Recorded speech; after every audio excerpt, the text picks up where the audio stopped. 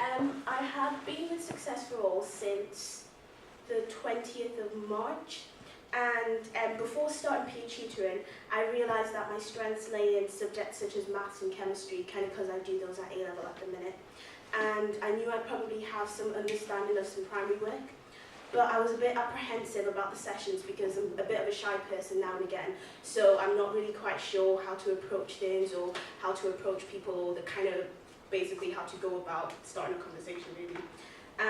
But one thing I knew was that my strengths lay in presenting information in a clear and easy way for people to understand. So like I could make things quite easy so that then people can easily grasp them and understand them. What I've learned throughout the peer tutoring experience, from the sessions I've highlighted, I was able to relate to experiences I've had to those of students which I've had, and give advice according to their situation. I've learned to think on my feet and adapt ways of learning to the student that their abilities when needed. I've also learned to use a wide range of communication skills throughout a variety of sessions which I have experienced, including praise of children, giving instructions in a clear way, and communicating with people of variety ages, students, volunteers and teachers. I really have no experience about being a tutor, and I'm not a native speaker of English, so I'm really frightened about continuing talking with native speakers for more than 1 hour. So it's really hard for me.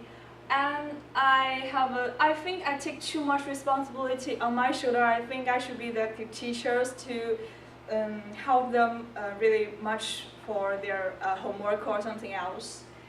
And the first session, I would be a little bit late that day, so nobody was waiting for me because I'm the first time and I don't have the regularly children waiting for me, and I hardly can find anything to do. I think it's really, I'm a bit superfluous, yes. So I just listen and learning to how to be a tutor by observing other tutors and waiting for someone in need for help. But unfortunately, until I leave and nobody need me at that time. So I feel quite depressed, and I told myself never be late, that never. Some suggestions. I mean, obviously, there were so many different activities for the students. There was like magic and drawing and photography and stuff. There's quite a lot. Like I don't have much to suggest, but I think it's important that at the start of the session, each student, well, the sort of person in charge sort of records what the student's going to do, so that by the end, every single tutee, you know what they had to do and how much they've progressed to ensure that they've done the work and that someone has helped them do this.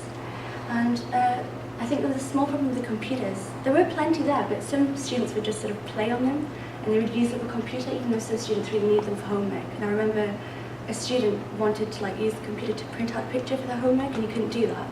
So I had to sort of make arrangements to book a computer for him next time so that he wasn't upset. Obviously, I think getting more suggestions would be sort of ask the students themselves perhaps what they would like to add to the learning hubs. And I think that would be quite useful. They'd get to have a say. Maybe they want something else added as well.